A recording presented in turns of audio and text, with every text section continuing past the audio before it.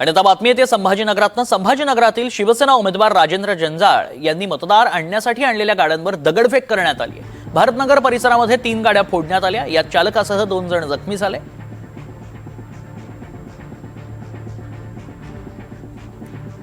याचाच आढावा घेतला आमचे प्रतिनिधी मोहसिन शेख यांनी।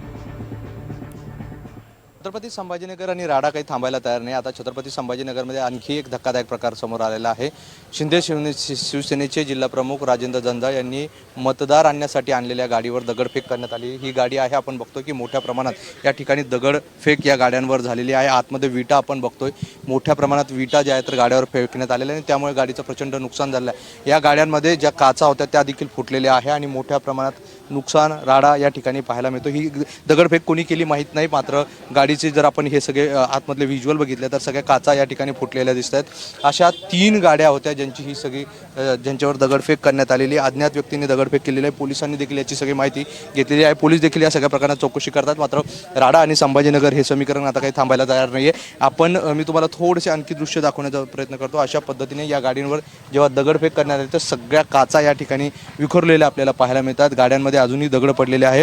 या सगळ्या प्रकारात आता पोलीस काय गुन्हा दाखल करतात हे देखील पाहणं महत्त्वाचं असणार आहे। मात्र संभाजीनगरमध्ये पुन्हा एकदा दगडफेकीच्या घटनेने खळबळ उडली आहे।